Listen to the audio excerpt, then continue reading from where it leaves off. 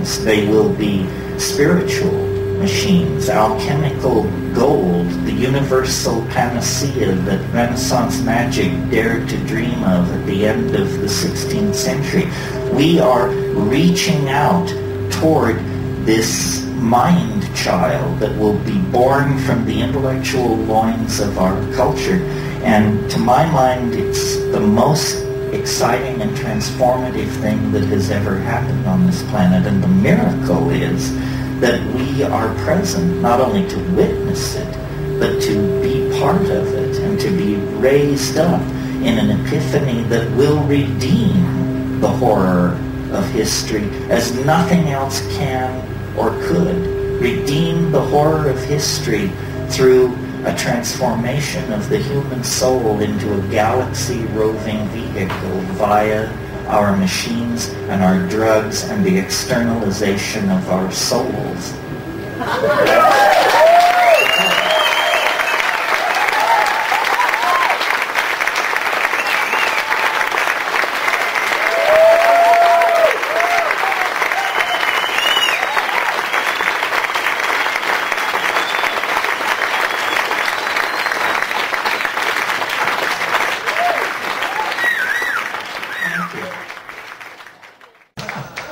Are there questions? Yes.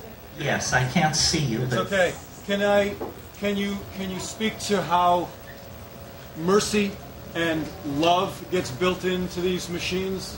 Because it seems like the machines are being built for commerce and for the bottom line more than the expression of the human soul throughout the galaxy. I don't think that... You know what I'm saying? No, I know what you're saying. Well... Where's the love in this? I think the love is a property of the system itself. In other words, you're right. These bottom liners are not going to be interested in building much love into this system. However, the good news is that they're not in charge.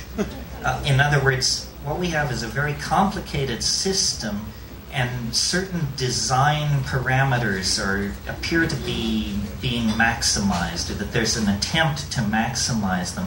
But the thing is incredibly frustrating to anyone who would control it, because you can't predict the impact of any technology before you put it in place. So, for example, two things are charged against the internet: that it's disensoling, dehumanizing, and yak, and that it promotes pornography, anonymous sexual shifting of identity, and on and on and on. Well, which is it? You know, is it this messy, sloppy, autoerotic, erotic, collectivist kind of thing? Or is it disensoling, disempowering, cold, so forth and so on? I think the answer is it's all and everything. This question about the AI is very interesting to me, and if it's interesting to you, you should read Hans Moravec and Kurzweil and these people on this subject.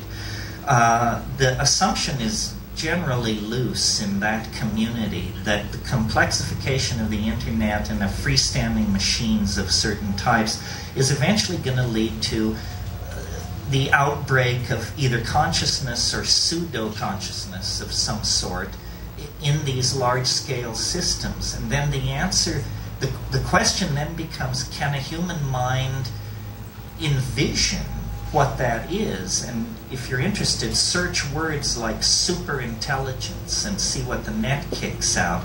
We can all imagine superintelligence. It's just somebody much smarter than we are.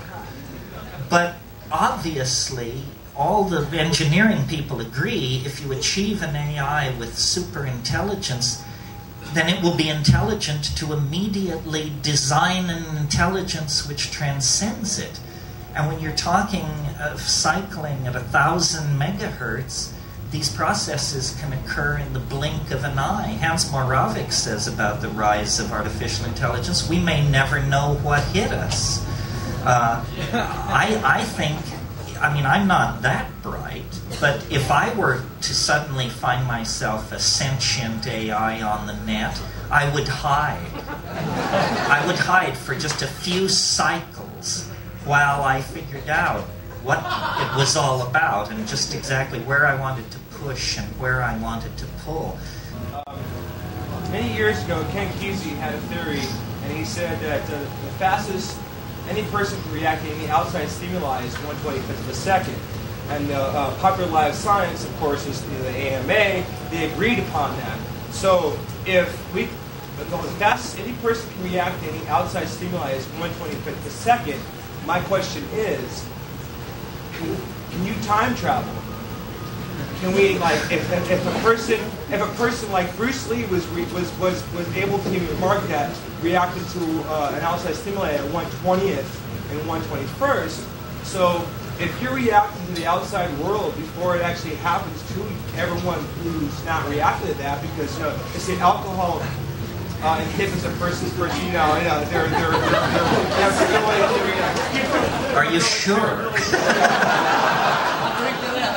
First of all, there is this research, and I'm not a neurophysiologist, but you've probably all heard this research that seems to show that you actually make decisions before your conscious ego is aware that the decision has been made, that there's a slight time lag. So when you think you're making certain kinds of decisions, brain wave studies show it's already a done deal. But time is set by the cycle speed of the hardware you're running on.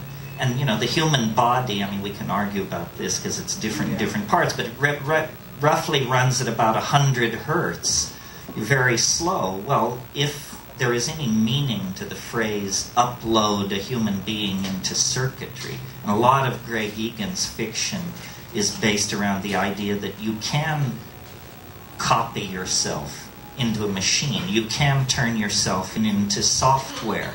But that when you enter the machine environment that's running at 1,000 megahertz per second, you perceive that as vast amounts of time. In other words, all time is how much change you can pack into a second. If a second seems to last 1,000 years, then 10 seconds is 1,000 years. And so one could imagine a technology, just in a science fiction mood, where they would come to you in your hospital bed and say, you have 5 minutes of life left. Would you like to die? Or would you like the 5 minutes to be stretched to 135,000 years by prosthetic and technical means? You're still going to die in 5 minutes, but you will be able to lead your elephants over the Alps and write the plays of Shakespeare and conquer the New World and still have plenty of time on your hands. In other words, time is going to become a very plastic medium. Now, that is a kind of time travel. Could there be time travel a la H.G. Wells, where, you climb onto the saddle of the time machine and then day follows night like the flapping of a great black wing until all merges into a continuous grayness, and then you find yourself confronting Yvette Mimeo in the year 1 billion AD or something like that? It's possible. Time travel was completely out of left field 10 years ago. In the last 18 months, there have been hundreds of articles of time travel in Physical Review and other places. There are even schemes for time travel that would work. They just require godlike technological abilities. In other words, if you could build a cylinder with the diameter of the planet Saturn that was 10 AU in length and could spin it at 95% the speed of light, then when it would wrap space-time around itself like toilet paper on a roll. And as you traveled up it,